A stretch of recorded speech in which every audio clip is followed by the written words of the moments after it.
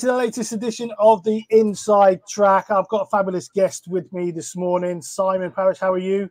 I'm very well, thank you, Ryan. How are you? Yeah, very well, thank you. So, Simon, your company that you're working for is obviously Tīma Contact Centres. Now, you're obviously a sponsor. I can see your logo up at the top. Now, I've wanted to get you on for quite a while, simply because of what you guys do, especially within health and fitness, is quite different. There's not many of you guys around, and I think it's a really interesting point for people to see and to understand how you do things and what success you're getting. I think to start with, though, it's always nice to ask our guests and to understand who Simon Parish is. So what's your sort of background, where have you come from, and how have you landed with Tīma? Sure, okay. So I graduated in 2009 with a degree in psychology with sports science, knowing that I wanted to get into the health and fitness industry, but also quite keen on sales. I connect psychology with sales quite strongly. I think the two go hand in hand. So fitness industry, sales, 2009, I ended up a sales consultant working for Fitness First, and I was working in the city. So I worked for a few of the city clubs, Devonshire Square, Spitalfields Tower, and London Bridge Cottons, and progressed my way from a sales consultant up to an acting general manager, having a stint as a sales manager as well. Did that until middle of 2013. Middle of 2013, an opportunity arose on my doorstep. I was a bit commuter fatigued at that point, so the idea of working 30 seconds from where I lived was very appealing, and also just a very different company culture, ethos, approach. Have my thoughts on Fitness First. You and I have chatted about that before. Pros and cons to everything, of course. But Anytime Fitness, their brands, their messaging, Chuck and Dave's vision, I was sold on all of it. So the fact it was opening on my doorstep was just a no-brainer for me, and I was very keen to secure a role there, which I did as the club manager for Anytime Fitness Twickenham. So we opened that club in 2013. I was lucky enough to be involved from sort of day dot, as it were, and then we opened more sites. So in 2018 we opened Anytime Fitness Sutton, and I oversaw that from a regional manager position. And then in 2021 we opened Anytime Fitness Feltham. So from 2013 through to 2023, I was the club manager / regional manager in the world of Anytime Fitness. In 2021, we started the Tīma project, and I was a part-time project manager. The idea at the time was to find a way to operate the clubs more efficiently and more effectively off the back of COVID. And yeah, Tīma was born out of that, really. Both the sort of paradigm shifts with regards to remote working and the technologies, and the sentiment around remote operations and remote working. That was prevalent in my thought process, as was the need to operate more efficiently. Tīma was only ever intended to serve the gyms within our I won't go into the full detail of it because it's boring for your listeners, but effectively the ownership group had 7 Anytime Fitness, 3 of which I sat over directly, 4 of which I supported with, and Tīma was initially set up to support just those 7 clubs. However, fast forward 6 to 9 months, we realized, wow, this works really well. The KPIs that Tīma drive have improved, and the overall productivity and revenue of the clubs has improved. Our staff are much happier working this way. They're able to focus on the tasks that are important to them, that they're motivated towards, and that their skill set lends itself to. We realized, wow, that this isn't something we should just do for our own gyms. Let's see if we can commercialize this and bring it to the wider network, which we did in early 2022. And we've just grown from there, really. And then in 2023, around March, the business had reached a size where I was able to move across from my Anytime Fitness role into a full-time Tīma role, which I was highly motivated to do, as I have an ownership stake in Tīma. So yeah, so it's, you know, it's funny. There are definitely aspects of each role that I prefer to the other, if that makes sense. So I do miss being in the clubs on a more regular basis. I do miss face-to-face member interactions. I don't miss having to worry about air conditioning or bathrooms or some of the stuff that, you know, we're all familiar with. I do prefer remote working. It's more suited to my family circumstance now, and also the fact that I do have an ownership stake in the business. That's where I wanted to be at this point in my life. I'd love to progress to a position where I am owning a business outright, but this felt like a sensible middle ground for now. Just don't tell Ross that. So what's funny is because obviously before I met you, I'd worked with Russ, who's obviously your business partner in Tīma, and who you worked for with Anytime. So it's quite funny because I worked with him when he was consulting, and I did my first consulting work with Russ. So it's quite an interesting dynamic. And I know you say it's probably boring that shift in terms of how you guys move, but I think it's a really important thing for people to understand, because from what I get from speaking to Russ and yourself, it was almost, now Russ has his 6 or 7 clubs, and obviously COVID hit. You had a bunch of staff that are going, well, we're having to pay for, we're not having to pay. What do we do? We need to keep all these members on board. How are we going to do this? And Tīma effectively, organically in a way, grew out of that necessity to Absolutely keep the member engagement going. Obviously, contact people for their direct debits and to keep them engaged. That then grew into this small little entity that you had looking after the 7 clubs. And then you suddenly go, actually, we can do this for any time, which there's obviously 180, is it 187 or whatever? There is something like that number, yeah. So suddenly now it grows to that. And I think what's amazing is that you've now grown that outside of Anytime, because I think if you have a look at what you guys do, and we'll go into this in more detail in terms of the KPIs and how you work this, that it's actually almost an out-of-the-box solution for a club, because you can sort of go, okay, it's here. We just slot it into there, and it works for there, and it works for there. And it doesn't really matter so much the style of club. And that's what I love about your guys' business. It doesn't matter whether it's an Anytime franchise or whether it's an independent gym, or if it's a CrossFit style club or a big commercial David Lloyd's in it. I know obviously you don't work with David Lloyd, but there's nothing to stop the way you guys have got it set up to move into those commercial operations or leisure trusts or whatever. So I think in terms of how you guys have got the business set up, so do you want to give the guys or our listeners a little bit more of an understanding in terms of, because you guys work on 2 quite distinct areas. You do the sales stuff, which is a sales follow-up, and I'll let you talk. But you also do this member interaction thing, which I think for a lot of clubs, I'm a massive believer in client journeys, and it's what a lot of clubs get wrong, and quite often because they don't have the manpower or the ability to make those activities happen. Yeah, absolutely. So, I think you're absolutely, well, it sounds a bit big-headed, but I do think that our business is applicable to any operator, really, as long as you are interested in driving joiners and retaining members, then we're there to support.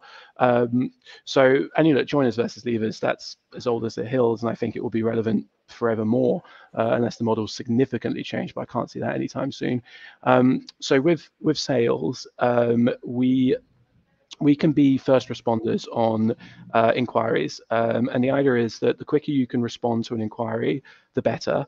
We live in an age now where it's a heavily competitive field, and we are dealing with what I call the Amazon Prime generation, whereby people, they don't want to wait 24 hours to get a response. They don't want to make an inquiry at 1 o'clock in the afternoon and get a call at 7 o'clock in the evening. The moment's passed. They've already spoken to 2 other operators.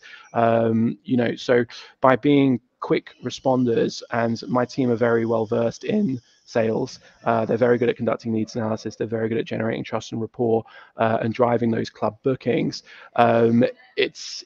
Again, I think it applies to almost any operator. And the part of the theory of Tīma is that we're not doing anything that the clubs in theory can't do for themselves. But the reality is a lot of clubs struggle to stay on top of all of their workload because, for those of us who've worked in gyms, all it takes is a spin instructor to be late, or a bathroom to flood, or any number of things that can happen that just knock your schedule for a loop. I remember doing my DAS, my daily activity schedule, at Fitness First, and every morning I'd think, well, what am I doing? I'm just not going to be able to stick to this. If there's a walk in at 11, then that's my day. Whereas in Tīma, we don't have those. I don't want to say distractions, because obviously they're an essential part of an operation, but we are able to have a laser focus on those tasks. And that's both in terms of the way we structure our day, but also the way we recruit, train, and incentivize our staff. I think that's an interesting point, Simon, because I think a lot of the clubs, especially the ones I work with, independent clubs, they'll have a team. So they won't have a sales team. I mean, obviously, if you go to David Lloyd and all them, they will have dedicated sales team. People are on the phones and they're dealing with the tours. But a lot of the clubs that I work with, it's the gym instructor, it's the personal trainer, it's the club manager, they're all doing an operations and sales role. So they're flicking from one to the other. When I do sales training, one of the big things I work with everyone is, before you go out to do a tour, check in. So take 2 minutes. Don't just walk out there and deliver the tour. Check in, because you probably either cleaned the toilet, dealt with a complaint, you know what I mean, just walked out of a spin, whatever it is. Give yourself 2 minutes, check in mentally, then go do sales. You guys don't have to do that. Also, if you guys are doing it day in, day out, all the time, you well know that the first 5 calls of a day are usually the worst 5 calls of the day. Not because you can't be asked, but generally, nature, of course, because you're building up to it. It takes a while, doesn't it, to get into that pattern and the message you leave and everything else. So those first 5 calls tend to be a little bit not as, they might be 80% rather than 100%. But if you're having to do them, having cleaned the club, dealt with done a PTs, it's always going to be that bottom 5%, whereas you guys don't have that problem. Well, I mean, so this, and again, when I was first approached by Russ and James, my business partners, your former colleague, and they said to me, look, we need to have a think about how we're going to run these businesses. We've got a few months, it's lockdown. We want you to take things apart, try and put them back together again in a more efficient manner. And one of the things I looked at was I would have a daily schedule that I would manage my managers on. So by 11 o'clock they have to have submitted their appointment sheet. By midday they need to give me an update on sales, whatever it may be. And I'm just looking at their workload and their resource and thinking, this is just not feasible. I'm asking too much of these guys and then getting frustrated when they don't deliver. And it's on me to give them a better environment in which they can be successful. So yeah, and again, it's that we've managed to gather a lot of data in the sort of 2.5 years that we've been doing this. Admittedly, the first year is with our own site, so I tend to discount that when I speak to new clients. But the last 18 months, it's all been external clients, and there's clients in Scotland, in Wales, in the north of England, south of England, east of England. It does seem to be very transferable. And again, I really like your comment there, Ryan, because I think it is relevant that it's just so hard to switch hats constantly, particularly if you're a club manager, because I can remember being sat in my office and dealing with a member complaint, or I've had a member approach me because they've had a death in the family, they need to freeze their membership, whatever it may be, to then take that 5 o'clock appointment and be all sunshine and rainbows and trying to close the deal, trying to sell the membership. That's really hard. It's really hard. So again, it's so funny because when I initially set Tīma up, in terms of running through the concept of it, playing with some of the numbers, and thinking it through, I was very focused on doing it for my club staff, because at the time I was employed by Anytime. Well, it's a franchise. I won't go into mechanics, but I was employed by Anytime Fitness. So this is a bit crass, I apologize, but I was thinking about my bonuses, and my bonuses are based on the performances of the club, So it was all about enhancing club performance. I wasn't thinking about, how good a job will Tīma do in a vacuum because I want to grow that business elsewhere. That hadn't occurred to me in the slightest. It was all about, how do I make the lives of my club staff, particularly my club managers, the position I was in at the time, how can I make it easier for them? How can I give them a better fighting chance to achieve the things that are very important to us from an operational perspective? So it's very club orientated as a service, and so I think that segues nicely into the other side of the business we do, which is the retention strategy.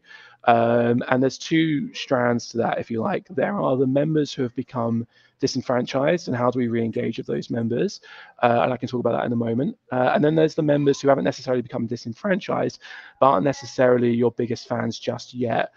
So what I mean by that is that Tīma will focus on a member's onboarding process. So someone signs up, Tīma will be in contact with them within 24 sorry, that's not true at all, within 48 hours. And the idea is we want to make sure that that new member has got all of their ducks in a row and is ready to attack the gym, as it were. So we will push for their induction. We will push for their first class booking, complimentary PT session, body scan, whatever the particular operator has as their onboarding journey. We'll ensure that that's taken care of. They're aware of their member discounts. They're aware of, I don't know, where the car park is, just any barriers that might be in place to them getting stuck in. We want to make sure they're removed, the member's comfortable and confident. We'll then follow up with that member 6 weeks later. There may be cause to catch up with them before then, but as a sort of as a standard service, we'll then follow up that member 6 weeks later. And a lot of the work we do, it's standing on the shoulders of giants. It's the work of Paul Bedford or someone like this who's looked at the retention strategies and the crucial timings of certain interactions. And the general consensus is that 6 weeks later, that member is either onboarded, in a habit, and fairly engaged, or they're reaching a tipping point of, if you don't engage with them now, you're never going to be able to engage with them. So that 6 week follow-up call is probably one of the most important calls that we do, because unfortunately the majority of the time it's not an engaged member. They've used it 2 or 3 times, they're not really sure, etc. So our role at that point is to ensure that member is engaged with. Now clearly we're engaging with them just through the phone call, but sometimes that's enough. Sometimes it is just a word of encouragement. But the nice thing is, from that point, you can push them into engagement within the club. So yes. You're pushing them into a class, you're pushing them into the free PT session or the induction or whatever that service is available to the club is. Funny enough, Ryan, just to add, the other thing that we've had a lot of success with in the last 6 months is a lot of our clients now have remote support in the form of an app or a website or some kind of subscription to a pre-existing service, Apple Fitness or whichever, and actually by increasing those the engagement in those remote channels, that also goes a long way. So we're not trying to some clients we do consult with and say, look, you don't have these member engagement tools and you need to bring them into your business. We can put you in contact with this person, that person. By and large, these tools are already there, they're just underutilized.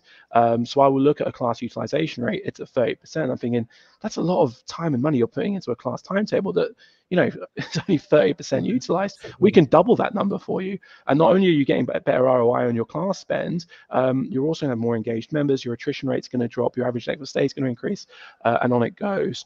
So we do that. The other thing we do is we will contact any member who hasn't used the club for 3 weeks. So if you haven't swiped in, fobbed in, whichever, scanned in for 3 weeks, Tīma will reach out to you.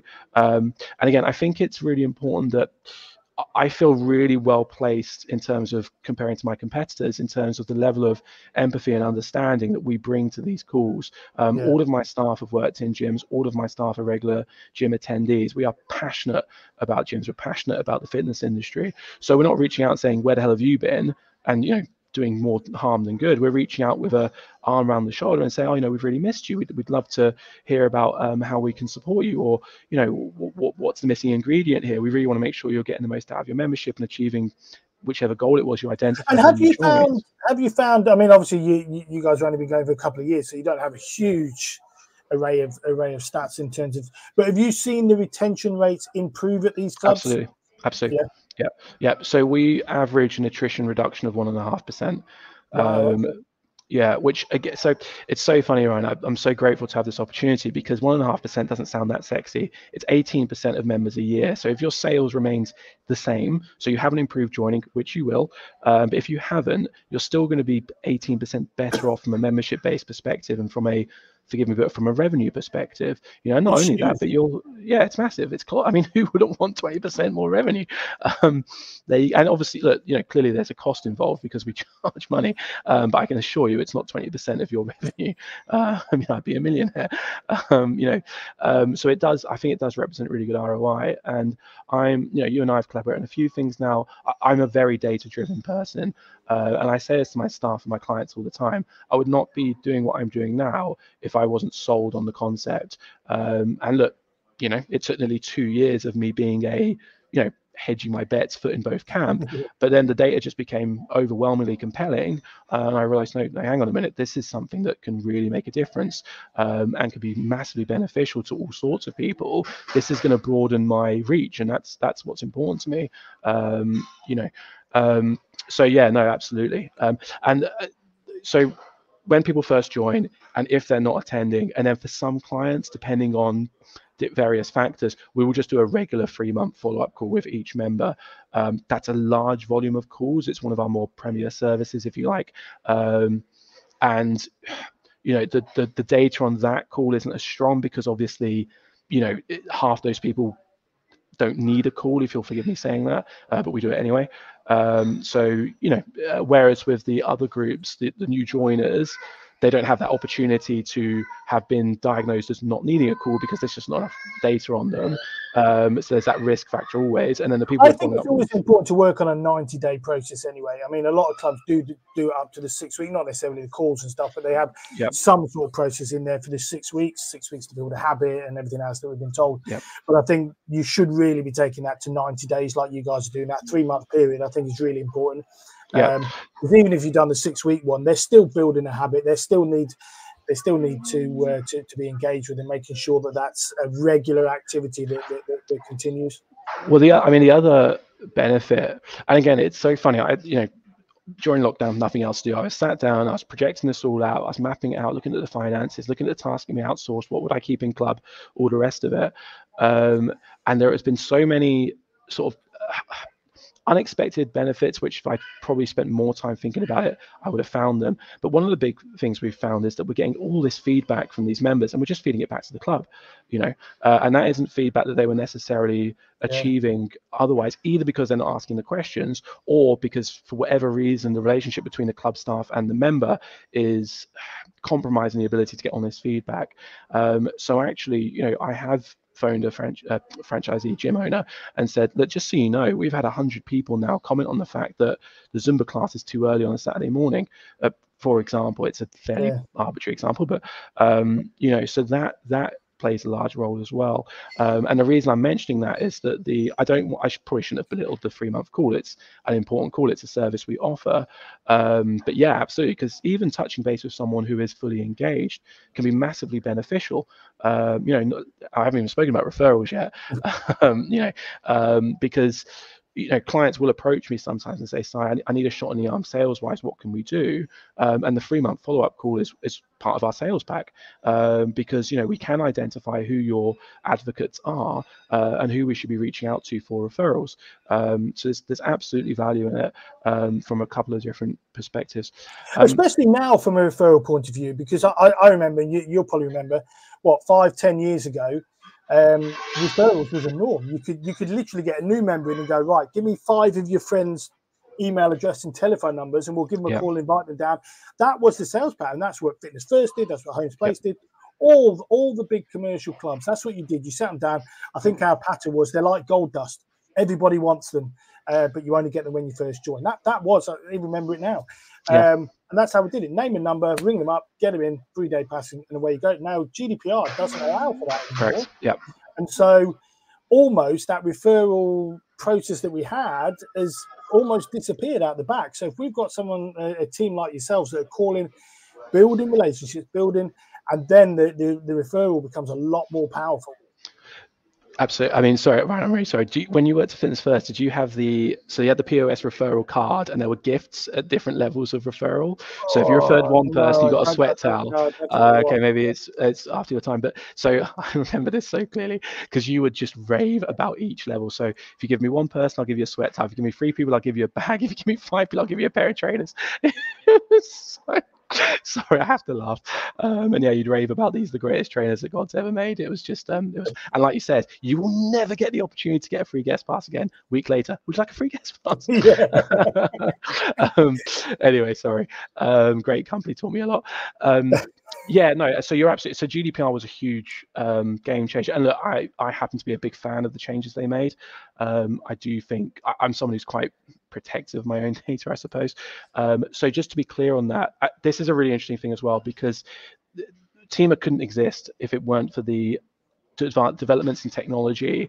I mean, look, clearly we could still be making phone calls. That's been around for a very long time. But the referrals is a good example. We don't take people's details over the phone. We can't. It's a violation of GDPR. What we can do is email them a link for the referral page. And basically, so let's say you're the member and you want to provide a referral. I'll send you the link. You'll complete the online link. Your friend then gets a communication saying, Ryan's recommended you. Are you happy to share your data with Anytime Fitness? If they say yes, ping, the referral comes through. So actually, all of these sort of online, web-based, remote support tools have just enabled Tīma. So we can take payments without needing a PDQ machine. We can reinstate direct debits without requiring someone to be sat in front of us. We can collect signatures digitally now via a text, so we're very tech enabled, which for me is really exciting. So yeah, and then the other way in which we improve retention, reduce attrition, is we reduce what I call the disenfranchised. So these are people who cancel direct debits, fail to make a payment, or make a cancellation request. Now look, if someone's making a cancellation request because they're moving to Spain and there are no clubs there, then our job is to just make sure it's as smooth an exit as possible and they're left with the best taste in their mouth possible, so that they'll leave a good Google review and come back someday, which is really important, really, really important. I don't want to undervalue that at all. I think that makes a huge difference. However, if it's someone who's cancelling due to low attendance or a defaulter, which are the two most common leaving reasons that I've encountered, and again, when I was doing my due diligence in the Tīma setup, I thought, right, if I can reduce those leaver numbers, specifically, it was three things actually, Ryan: low attendance, defaulting, and forgotten my own reason now. Low attendance, defaulting, and lack of motivation. Sorry, loss of motivation, low attendance, defaulting. So Tīma targets all of those things. So with the what we call member issue calls, if someone requests a cancellation, we get on the phone. And again, we're trying to re-engage them, which can be a tall order, but we have a go, and it's certainly if we save 10%, that's 10% better off. If someone cancels their direct debit, now again, look, if someone's in a very poor financial state, they've lost their job, whatever it may be, and they simply cannot afford to pay their membership fees, then we'll either look at a freeze, or we will speak to the club and say, look, we've got this member. Yes, they've defaulted. Yes, they've still got a few months left in their contract, but actually, we think that you would want to do this. Your call. We can continue to pursue them if you wish for us to do so, but we think it's going to be better for your brand and better for your overall culture. Just so you know what, we're so sorry to hear about your misfortune. Of course, we'll cancel your membership. Please get back in touch when you're back on your feet. Whatever the case may be.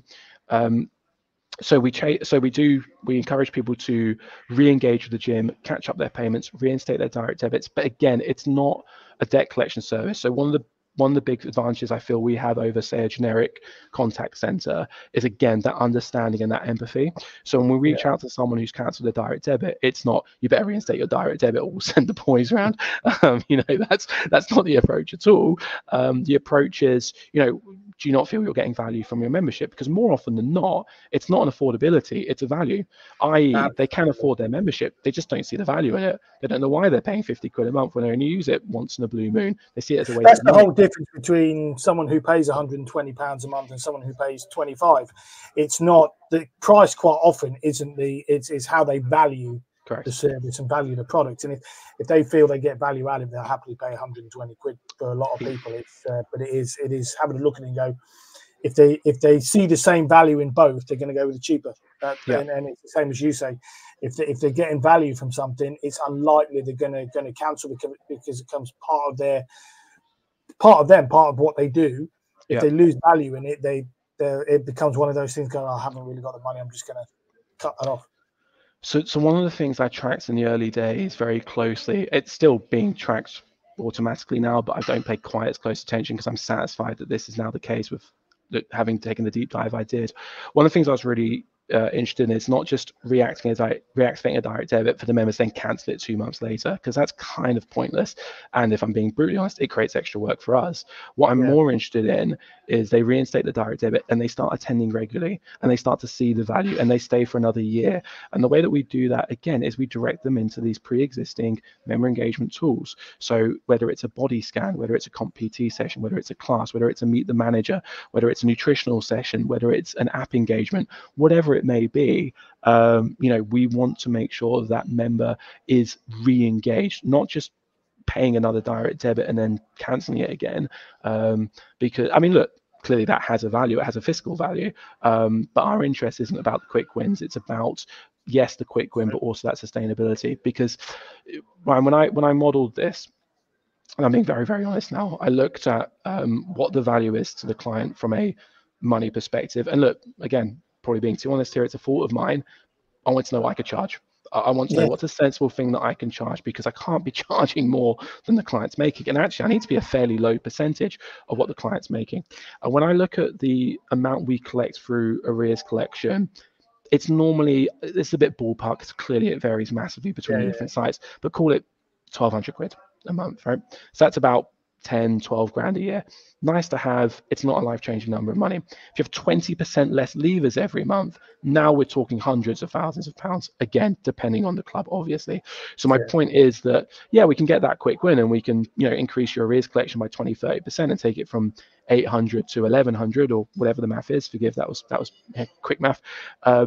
That's interesting. Don't get me wrong, it's interesting, but it's not game changing, and I wanted something that was game changing. Just shifting someone 3 months, and you shift everybody who was going to leave by 3 months, an extra 3 months. And when you look at a lot of clubs, I mean, even the average club's 40% attrition. Is I mean, I don't know what your club's run at, but as an industry, I mean, at one point the industry was 65%. It was shocking. But even if you went at 40%, you 1,000-member club, that's 400 members a year. You suddenly shift those 400 members by an extra 3 months each time. And hopefully you guys are shifting it 6, 9, 12 months. But just by 3 months, the additional revenue that club generates, I'm not going to try and work the maths out in my head, but it's significant, absolutely significant. You know what I mean? 400 members at 40 quid a time. It's serious money that these clubs are then. That money's extra. It pays for an extra member of staff, or if not more. Do you know what I mean? It's really good money just by an extra 3 months on there. So you look at that and almost it's a bit like I had a friend who's a quite a high level accountant. I can't remember who it was with, and he said if you have a good accountant, you never actually pay for them because they pay for themselves. And you're sort of looking at Tīma in the same way, in the fact of, if you guys are doing your job well, you've never actually had to pay for Tīma, because they're getting your direct debits back, so they're reducing your attrition and hopefully helping drive more sales. So at no point have you actually paid for your, and I think that's what people need to understand when they look at services like yours and go, okay, it's 500 quid, £1,000, whatever it is, obviously club dependent and service dependent. But they look at that and go, actually, that's how much it's going to cost. And I think they need to get out that mindset and go, actually, how much am I going to gain? So it's going to cost me £1,000, for instance. But if I gain 3 grand back, actually, I've made Tīma have actually made me money. And I think that's it's a bit like doing Facebook ads. If you do Facebook ads and they generate you revenue, it's not a cost anymore. No, correct. It's an investment, and you get a good return. So again, this is something that. It's really nice to be able to talk about it. I really, how do I put this? I have enough business acumen to understand the importance of that. And for all of our clients, it becomes a very simple cost-benefit analysis after a few months. Am I better off with this service? And I'm pleased to say that the overwhelming majority, that's the case. We've got clients who've been with us for 2 years now, not our own sites, external clients, and I very much doubt they'll ever go back to the previous model. And in fact, a number of our clients have opened sites since that we have involved ourselves in from day one. So they're very bought into the model. Because I think the other thing in terms of looking at return on investment, and clearly this is harder to measure, but the staff retention increases in Tīma sites, right? So you're spending less time on recruiting, training, and onboarding, which is one of those costs. I think people treat it as a sunk cost because they see it as, you know, unavoidable, essential. But actually, you know, if you can improve your staff retention and you're recruiting once a year instead of twice a year, how much time and money have you saved? How much money have you saved on recruitment? The atmosphere in the club changes. If you've got a constant rotation of staff, you never build a community. It just doesn't happen. You see the clubs that have got an amazing community, even the anytime fitness clubs. You look at the ones Russ has. What's the one down on the south coast? Clacton. Oh no, Dover. Sorry, south coast. Maybe Clacton is the one I'm on about. But their manager's only just left, hasn't he? And or he's just leaving this, and he's been there 7 years or whatever it is. And you think the community that's in that club, and it's not in the best areas, but it's one of the best clubs in anytime fitness in terms of performance levels. Absolutely. And you sort of go, how much of that is down to the fact they've had a steady team, or at least a steady manager? You sort of go, no, the whole team's been there for a very long time. Yeah, and it performs. I mean, I remember when I started working with Russ, that's the first place he sent me. Go and sit, and I turned up and I was like, oh my God, where is this? And it's not, I don't know whether they've done the site next door, but that was all derelict, and he got this club. But it performs, and the club are great, and you know what I mean. And it just goes to show, if you have the right team in the right place, it performs. It's a bit like, obviously you've worked for Russ for a long time, and you've worked your way through. Now you're at Tīma, but that consistency, get the word right, builds results, and that's what you guys get, and that's what Russ gets with his clubs. And I think I'm probably belaboring the point, but it's just, and again, I'm speaking from very, very first-hand experience here, because for the first year of Tīma's existence, I did an hour or two each evening. It was, you know, my side hustle. That's a terrible expression, sorry. But I bore witness to the impact it had on the club staff. I was in the clubs every day, and the fact that, and look, you know, the staff were pretty battle-worn at this point because they'd been through 3 lockdowns, you know, which was, everyone in the industry knows how tough that was. So the fact that they were able to focus on the things that they kind of got into the role for, you know, again, as part of my conceptualization of Tīma, I was thinking, okay, what do my staff do really well, and what do they really enjoy? Okay, it's member engagement on the gym floor. It's operating the site with, you know, excellence. That's the old fitness first expression, operating with excellence. And it's face-to-face sales activity. You know, they are bubbly, outgoing, extroverted people. Look, it's a bit of a generalization. We had a lot of staff, that's, you know, but as a general rule, that was the profile of my staff members. So actually having those people spending 60% of their day in a back office, it just didn't make sense. You know, so the fact that the guys, and look, you know, it is nice to be able to say, I don't have to worry about, you know, chasing people for their arrears, or chasing people to reinstate their direct debits, or speaking to members I've never met. You know, that is in some ways a nice luxury to have. You know, and again, it's not that it's completely boxed off and you don't have to worry about it. Our club managers, they have a weekly call with their Tīma rep, you know, and that call lasts about half an hour, and it's an exchange of information, you know. So, and this is a really important point to stress, and this is what I said to my club manager at the time. Tīma is now your resource. Okay, look, you have a huge advantage. I'm in charge of both. Okay, so you have an advantage, but it's still your resource. If you need Tīma to do something a little bit extra for you this month, maybe it's a blowout campaign because you're doing an end of month promo, lean on them. As long as you develop that relationship, they're going to do it. And equally, if you say to Tīma, look, I'm not quite sure about the hack squat we've just bought. I'm not sure it's the right, I mean, it's a bit late now, but it's not the best example. But I need feedback on this specific area of the gym. Would you mind just on the next member service calls, just ask a few people what they think of it? You know, and it just, so I guess what I'm saying is that, yes, it's boxed off. I don't really like that expression. I shouldn't have used it, but you're also in full control of it. It's, again, this isn't the best comparison, but it's the same to having, you know, class instructors. So all of my clubs have always had freelance class instructors. I do believe that is, and again, debate for another day, but I do believe that's the best way to get the best classes, is to hire specialists. You know, if I went and taught Zumba, it'd be horrible. I'd be embarrassing myself, the most, have a terrible time, all the rest of it. So I outsourced that. It's not that I was no longer in control of it, because I recruited, hired, and I'd go and sit in a class once a month, and I'd make sure I had a relationship with that instructor. I'd ask them how the class went. I'd speak to members about what they think of that instructor. So you're not giving up the driving seat. That's a misconception that works against me, if I'm honest, Ryan, because a lot of people do want to hold their business close to them, and I completely understand that. It's an attitude I had for a very long time, but very few of our clients have looked back with regret.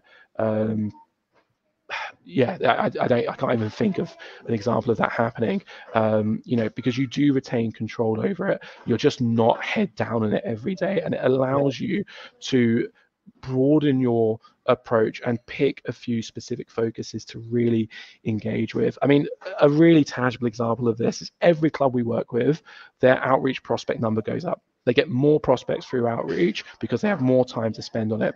Now, sorry, Ryan, you've got me going now.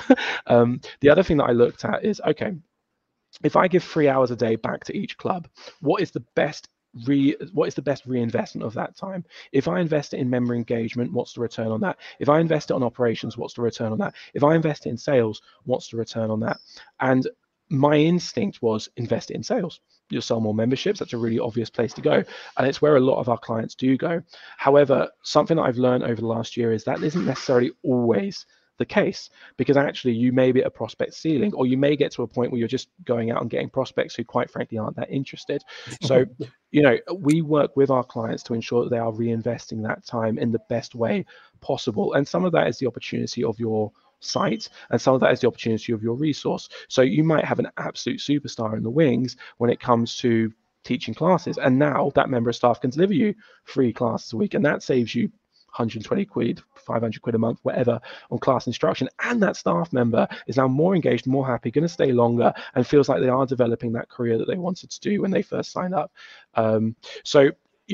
We do take a broad approach. I would say that no 2 clients have benefited in exactly the same way with Tīma, because it just opens opportunities within your site. Absolutely.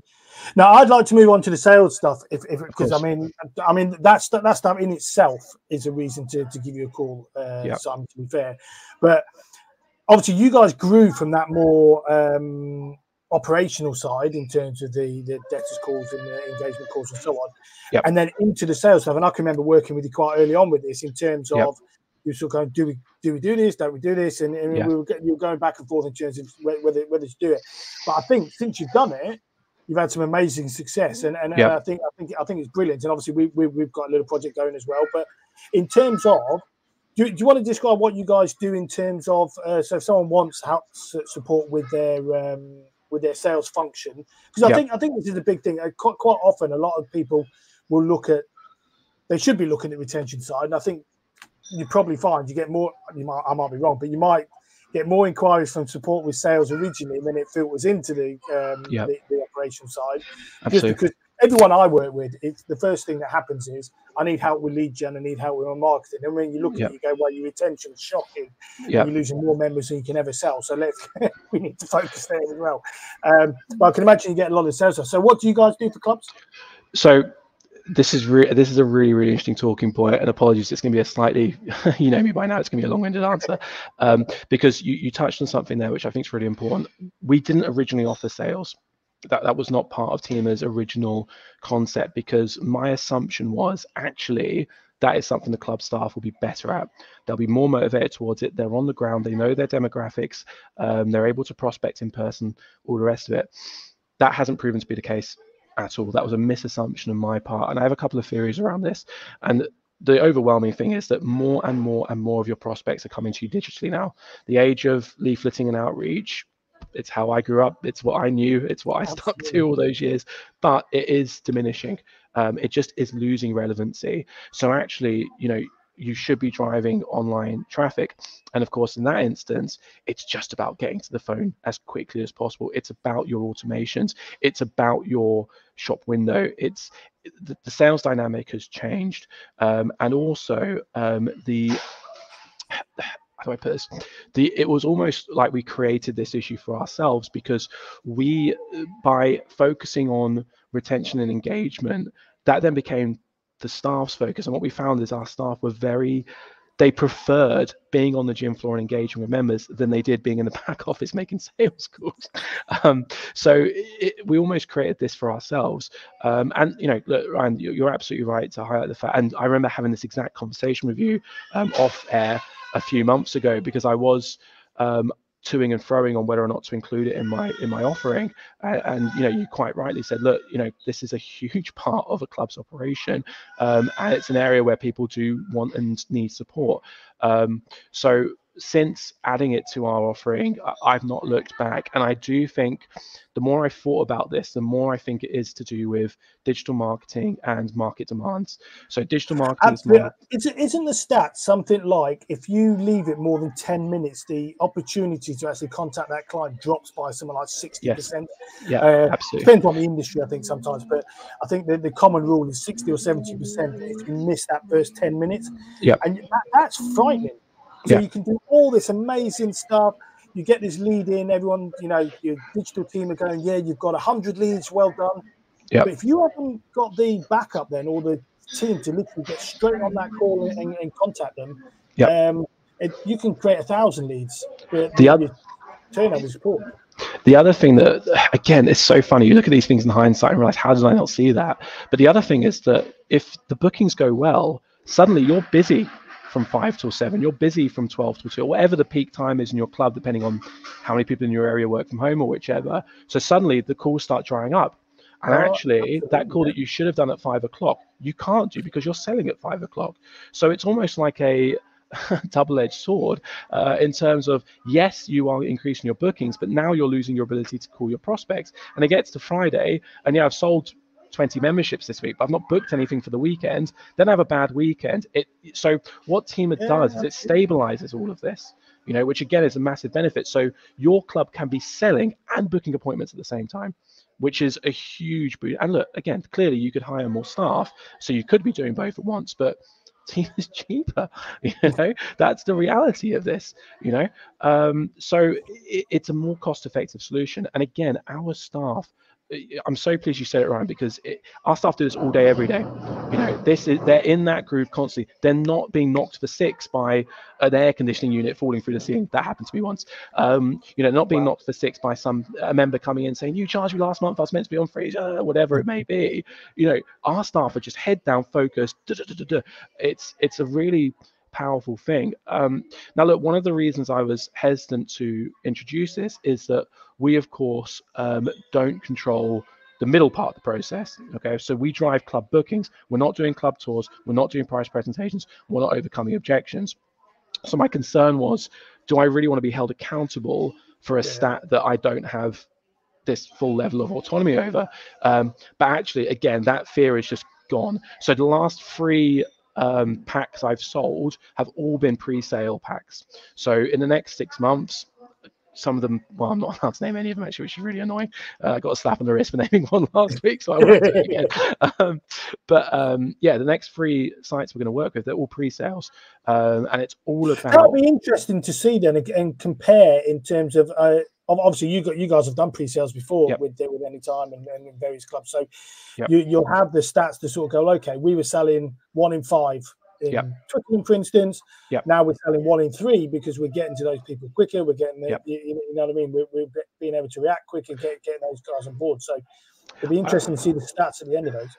It's a really interesting. So pre-sale is an interesting one for us because it's just this huge volume of work. It's not a typical situation whatsoever. So in terms of how we weave it into our resource, it's an interesting one. But it's also, like you say, it's an opportunity to have a serious impact, because if you improve conversion rate by 5% on 100 prospects, it's 5 more sales. It's useful. Don't get me wrong, it's not bad. But if you increase by 5% on 3,000 prospects, now we're talking a serious difference in terms of the numbers. So yeah, I'm really excited. And look, we've done pre-sale before, but not with tools as sharp as we have now, if you take my meaning. So yeah, I'm really excited about those. And again, I think the other thing that I would say is we are all sales experts. So not only will we increase conversion rate, but we will do a better job of identifying objections as well. So, and in experience, actually, that's a really good point, because when the clubs are doing, have you guys seen in the clubs that you work with the conversion rates on tours increasing? Yes. Because of the way you guys have done the calls, because that's quite interesting. Because you sort of go, well, a call's a call. Well, me and you know that that it's not the case, but because you're not able to handle objections and do all that, has it increased the performance of the tour in essence, because you've done such a professional job before they arrive? Yes, and I think this is a really critical point, because a number of clients I've spoken to, they've asked me about, can you commit to a certain number of bookings? And I say to them, it's the wrong approach, because I can book every single person I speak to if you want me to. That's very, very easy to do. It's not about the quantity, it's about the quality, and it's about the conversion, because one of the few drawbacks of dealing with the prospect pool that we deal with is, yes, the volume is higher, but oftentimes it will be, how do I put this? So an example is that a lot of clubs will do a Facebook competition, Instagram competition, win a free month, click the link, and that's data acquisition, that's a prospect. There's a lot, and I mean a lot, of low quality prospects in there.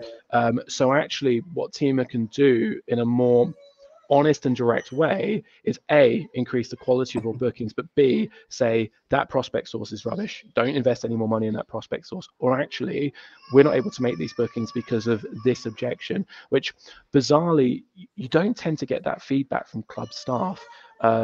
They seem to be so driven into making those bookings because that's one of their headline KPIs, that they just think, you know what, I'll book it, I'll cross my fingers, I'll hope the person turns up a week from now who inquired in the wrong club, but it's a booking. So again, it's definitely enhanced the quality of the bookings, and that's crucial, because again, the best thing I can do from my position in Tīma is make the best booking possible, to make it an almost, and look, this is going to sound, there's no way of me saying this without it sounding bad, but I want to make the booking as sure a thing as possible, so the club can't drop the ball, if that makes sense. I'm sure they you won't, also want to make it so they show up, because there's a lot of clubs that do. They'll literally phone them up. Oh yeah, come and have a look around, book it in. That person just doesn't show. So there's a skill set in that telephone call to get them to arrive at the club at the given time that they agree. I mean I can imagine show rates have increased significantly since you guys have. The other thing that's interesting is, and again, this I love talking to you, Ryan. This is something that's just occurred to me. This is a live revelation. We can't hide our numbers in walk-ins. So an old sales trick, if you like, is my target was to get 20 prospects today, book 10 appointments, and sell 4 memberships, right? And no one would really connect the dots on those, if that makes sense. As long as those 3 boxes are ticked, happy days, right? So what that means is that a club staff member can sell 4 memberships via walk-in, via online inquiry. It can have nothing to do with the appointments, but they'll still get the kudos. Yeah, they could have 10 no-shows, but they've still sold their 4 sales. Exactly. Exactly. Whereas for us, I can't say you're selling more memberships. They're all walk-ins, but give me the credit. That when a client looks at our performance, they are looking specifically at the Tīma booked appointments, which by the way show up separately. So they won't get lost in the crowd. We categorize them slightly differently, so they'll show differently on reporting, all the rest of it. And I will literally send a report that says, right, here's the name of everyone that we booked in October. Here are the people that showed up, and here are the people that joined. And actually, here are the stats on that conversion, and here's how it compares to your club stats. Your club stats are used as a benchmark. So again, where we've got nowhere to hide, if you like, that places extra urgency on making those bookings. And again, it's funny because I've worked with clients and said, hang on a minute, that prospect inquired at 4:05, booked an appointment at 4:06, and joined at 4:07. I don't think that was a real appointment. Out the door ringing. Yeah, exactly. So, and look, I'm not, I'd be lying to say I've never done that myself. It's just the nature of the beast, I suppose. But my point is that we are able to separate that line of performance. Now, look, if you can hit your sales target without booking a single appointment, fantastic. But my argument has always been the target's too low. Simon, as a club owner, I want to know that my marketing's working. Correct. Because if my marketing's working, then more people are booking appointments to come and join. If someone's, if I'm in a prime location and someone's just walking past and joining, that's not to do with my marketing. That's my location and my branding outside the club. And yes, that's valuable. Yes, that drives. But if I'm pumping in £1,000, £1,500 a month in Facebook ads, for instance, I want to be able to go, okay, out of that, how much revenue we generating to see whether it's cost effective. If not, if that's not working and driving, they're all walk-ins. Let's get the lads. Let's pay to have someone on the street. Absolutely, it might be a better approach. So I think from that point of view, that openness in terms of statistics and being able to analyze it, I think is really important. Absolutely, and I think so. This is something that this is a conversation I actually had with a client who should remain nameless. I was trying to upsell them into the sales service, which I've been doing a lot recently now that I've sort of embraced it. And they were saying, well, actually, we do hit our targets every month without big marketing spends and lots of calls and bookings and all the rest of it. And I said, well, why are you only targeting 50 sales if you're getting 50 sales walking through the door every month? And his answer was because it's the most efficient thing to do.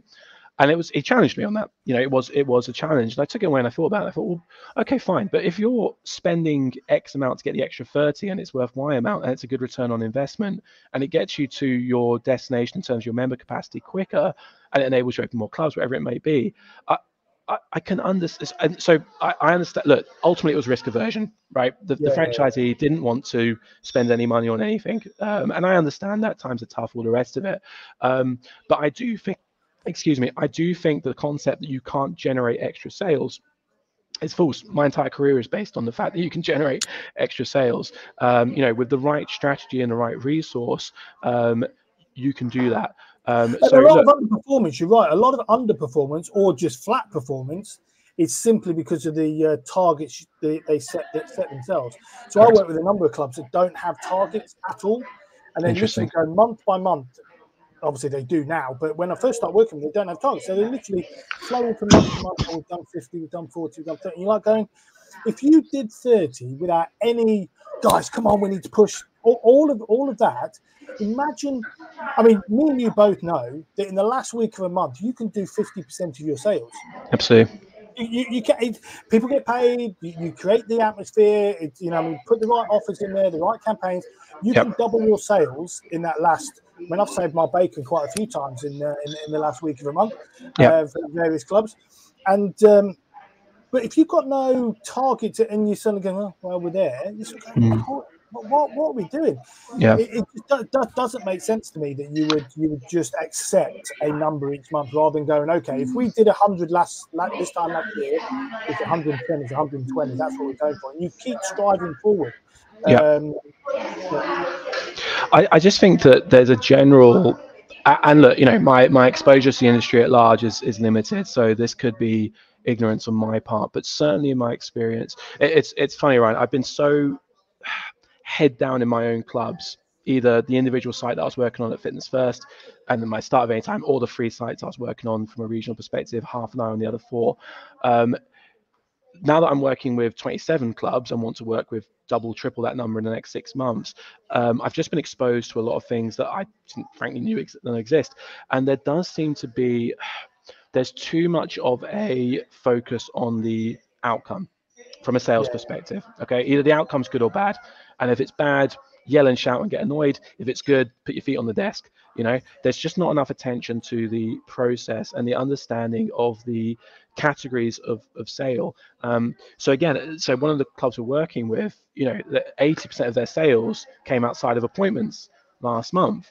When I phoned the franchisee and said, look, I'm really happy we've hit target. I'm very happy about that. It's good for both of us. However, I'm really concerned with the amount of, and again, I felt like I was speaking a different language, and again, I'm not criticizing the franchisee. It was just, it wasn't. The walk-ins I was always thought were your cherry on the cake.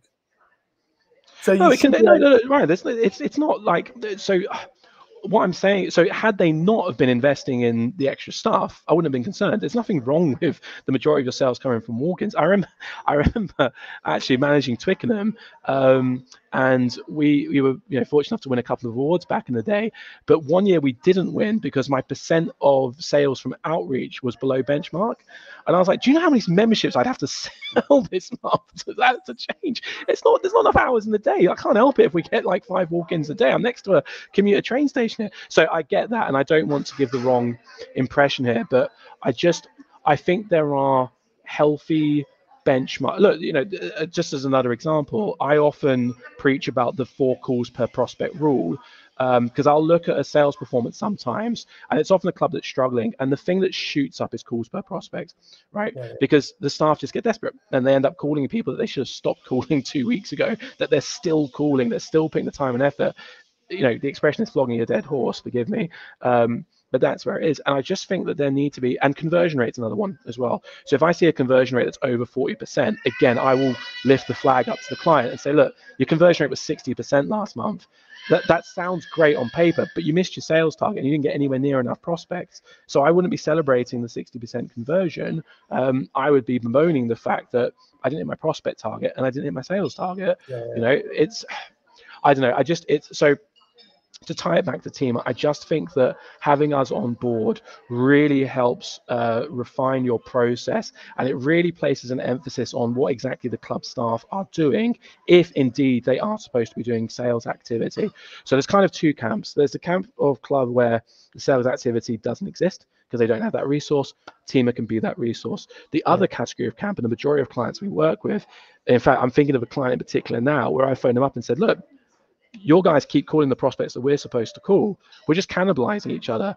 I hate to say this, but part of Tīma is to make your staff hungry, and they shouldn't be eating off our plate. They need to go and find. This is such a stretched analogy, I'm sorry. But you get what I'm saying, right? Because if Tīma are taking care of all the online inquiries and the sales consultants are sat there thinking, oops, I've got no one to call now, that's a good problem for them to have. They need to go out and get some prospects, So I just think that having us in the mix, it's a semi-automation. It's not quite a full automation, but by semi-automating this section of the sales process, it not only ensures uniformity and consistency. I haven't even mentioned what happens when a staff member goes off sick or annual leave or whichever, but it also then places an emphasis on what are the club staff doing. If the team of booked appointments are showing up but not joining, what are the club staff doing? Because you're kind of controlling for that variable. I like to control for as many variables as possible because it helps me isolate a problem. And Tīma does that from a sales process because, even clubs where our ratios aren't as strong, I can say, well, my person has achieved these ratios in 5 clubs. So this is actually the odd one out. So that club is the anomaly, not my staff member. Yeah, let's have a look what the challenge is. Exactly. So what's happening in that club? Because I can rule out the fact that these aren't bad phone calls. I can listen to the recordings. I can make sure they're following the scripts. I'm happy with that. Very occasionally I might not be, and I'll have a word with the staff member. But 9 times out of 10, 9.9 times out of 10, I'll listen to the call recordings and say, nope, we're doing everything correctly because my guys have no distractions. It's their sole focus. They've been trained for it, etc. Actually, what's happening on the ground? So it does put spotlights in places outside of Tīma. So this is, again, to tie this back to my original concern. Yes, we don't control that process, but we also highlight that process. We put an emphasis on that process. So suddenly what the staff are doing with these appointments who are showing up becomes so much more relevant, and it becomes a discussion point. And actually, because again, from my perspective, I'm not having my numbers negatively affected by the fact that someone in club can't tour or close. I want to highlight that, and I want to support it, which, fortunately I'm well placed to do because I've done 10,000 club tours. I've sold 5,000 gym memberships in the last 10 years. I know a thing or two about that. I made the number up. It should be higher than that. 7,000. But it is interesting because we do look at, okay, Tīma booked appointment conversion rate, club booked appointment conversion rate, and more often than not, now look, arguments can be made that we're dealing with the hotter prospects. That's fine, but we can control for that across a group of clubs and different pools of prospects. And my takeaway at the moment is actually Tīma booked appointments are of better quality because the same person is more likely to close a Tīma appointment than they are an appointment they've booked for themselves. But again, if that conversion ratio is below 60-70%, depending on the club, we benchmark on the club's previous performance. then we have to ask that question of what's actually happening in club. And we can also do that with follow-up calls. So something we've done for clubs where the conversion rate isn't where we would want it to be is we have then taken back into Tīma the follow-up calls on the attended no join appointments. And actually, we've been able to get some feedback in that regard. And the question we ask most commonly that's interesting is, were you asked to join? You will not believe how many people say no, I wasn't. But did you see the Pro Insight stats that I published the other week? And it was showing you. I mean, what was it? It was something like 30 or 35% of the mystery shops they do resulted in not being asked for the sale. And it's frightening, and that was across the board. I mean, obviously there was differentiating private clubs versus leisure trusts and so on, but the stats were shocking in terms of how many people weren't asked to join, and that's the simplest thing to do. Absolutely. I think there's a general, and I get it. And look, we don't want to go back to the days of sleazy salesmen with, the fitness first approach, but you've still got to ask someone if they want to join. I think one of the biggest challenges, and especially with the clubs that I start working, they don't have a lot of the client journeys aren't there anymore. And I mean, obviously you're a big advocate of all of this, but you go into the clubs and they've got into a habit of this. Someone walks in, let's go and have a look around, and it becomes that museum facility tour. So many clubs, the needs analysis is literally a tick. It's a DL sheet this size. It says what are your goals, weight loss, and that's it. And you're sort of going, how have we got from full-on proper needs analysis in terms of what your goals are, 4 W's and H, all the your previous exercise history, all of that. How have we got from that to literally the one question being, what's your goal? Okay, weight loss. Let's go and have a look around the club. Yeah. And that's the challenge with a lot of these clubs now. So I can imagine there's nothing worse than you guys book an appointment. That person turns up and goes, oh, come on then, let's go and have a look at the club. We've got a treadmill. We've got, oh, great. Yep. Okay, what do you think? No, not really. You're not going... Yeah. Well, but again, this comes back to the work we do, because we will make sure that needs analysis has been done. So again, if you were to look at a Tīma booked appointment, you would see the notes based around, it's so funny, I call it the 5 W's, but you will see the notes based around that. So again, we're able to rule out, was a needs analysis conducted? Yes. Now, was it utilized? Which is your point. That's a very different question, because again, it's unbelievably frustrating for us to have done everything possible to strengthen this booking for someone in club to then deliver a museum tour that doesn't utilize the needs analysis whatsoever. But again, that will show itself quite quickly based on the notes that the consultant leaves, even on the joiners, which is interesting, and then the type of booking that follow-ups. And of course, if they join, we then call them 2 days later, which is nice for the clubs that we do both for. But yeah, absolutely, there's that. And I think the other thing is, this comes back to where I saw part of the issue in the clubs that I operated pre-Tīma, is because we weren't departmentalized. So again, back in my day, like you said, you'd have a sales team, a front of house team, a gym floor team. You had specialists in each of those areas. Far more common now, because it's so much more cost efficient to have multi-skilled staff, which, don't get me wrong, huge believer in it. It was the Anytime Fitness model. It's the model I worked with for a very long time. I personally very much enjoyed having an oversight in different departments and getting to do a little bit of this and that. But the reality is that with Tīma, you can start to specialize your team as well, because actually the requirement on them to have XYZ skill set is reduced. So you may look at your resource and say, you know what, my guys are phenomenal at selling, but try and get into a member engagement call and forget about it. In which case, Tīma, can you do that for us? Or it might be the other way around, saying these guys are brilliant at engaging with members, but they don't have that sort of sales acumen. So Tīma, can you do that? So it is about the skill sets that are in the club, and you may look at your resourcing with Tīma and say, hang on, I'm working with Tīma, my booking rate has significantly increased, but my close rate has dropped off the face of the earth. Actually, I need sleazy salesman, I said it 5 minutes ago, I need a closer in the club. I need someone who is prepared to say, shall we get you signed up today? What's preventing you from getting signed up today? Or whatever the scripting may be, because that just might be the need of your business. So I do think that, and certainly for me, one of the things I love about my new role is just the overflow of data I now have, you know, it's it's like candy to a baby for me. I love it, you know, because I do think that you can, or at least I can, take that data away, really observe what's happening, analyze, and say, okay, it's not just your sales need to be better, which anyone could have told you. It's specifically this area of your process is the downside. Now, either Tīma can help you with that because it's a service that can be performed remotely, or Tīma can help mitigate against that because we can increase your conversion rate at this point, which will mitigate for the low conversion here. Or actually, look, you need to focus your resource on here and don't worry about the standards being dropped elsewhere, because we will uphold those standards. And that's been immensely gratifying for me to see, to be able to take a problem, diagnose a solution, and help deliver that solution. That's really, so one of the names for Tīma early on was Tima Solutions, which just led to too many questions, hence we changed it. But that's the idea, you know, we're trying to solve a problem, both in terms of diagnosis and understanding, but also in providing a resource that can solve it, which from a business is also quite nice as well. Of course, here's your problem, here's your solution. Absolutely, it gives you guys to work on as well. Now, I could speak to you for hours, and we often do anyway, Simon. But we'll park it there. Sure. Couple of questions before you go, but we'll park it there just simply because we'll otherwise me and you will be here for about 3 hours. Yeah. And no one wants to listen to that. An hour is enough for everybody. But in terms of getting in touch with you, what's the best way to do it? Yeah, so I guess first and foremost, we are going to be at the Independent Gyms conference next Thursday, the 30th. We'll also be there on the 29th if anyone's traveling up the day before. So please come and speak to us on our stand. We will make sure we speak to you anyway, but if people can approach us, that'd be great.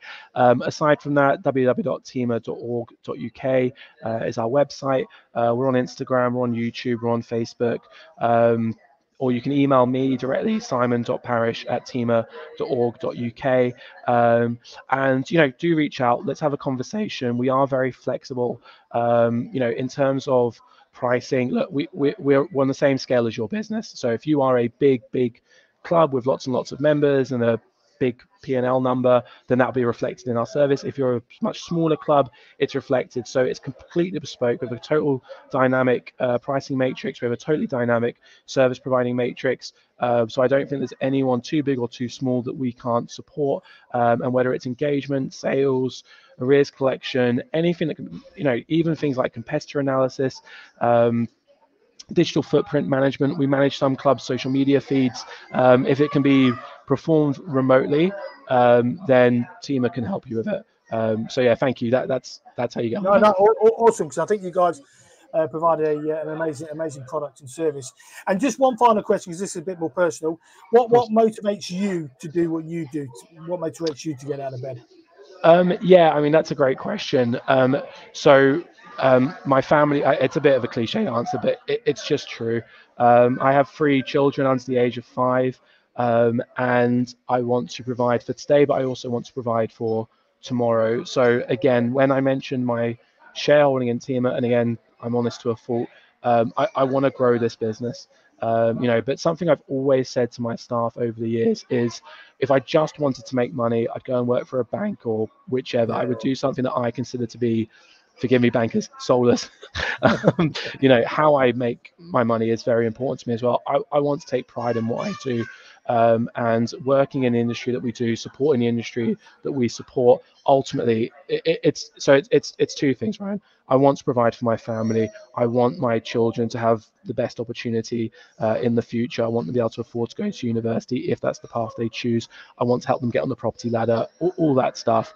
You know, but also, whenever I listen to a member call and it's a member saying, you know, I had fallen off the wagon, I wasn't attending, but 3 months later, you booked me in with that PT. I now train twice a week. I've lost a couple of stone. I feel amazing. That is as rewarding for me today as it was 14 years ago when I first got into the industry. That gets me out of bed every morning. So the fact that I'm able to provide a better future for my family and do something that I believe is a noble cause and a good fight to fight, that's just the ultimate for me. So yeah, those are my twin motivations. Great answer. Well, I appreciate your time this morning, Simon. Obviously, always good to chat. I enjoy our conversation. So, appreciate your time. We will obviously get you on again, but obviously we'll carry on working on our projects. And if someone wants to get in touch, all your details will be at the end of the podcast. So, thanks very much for your time. Thank you very much.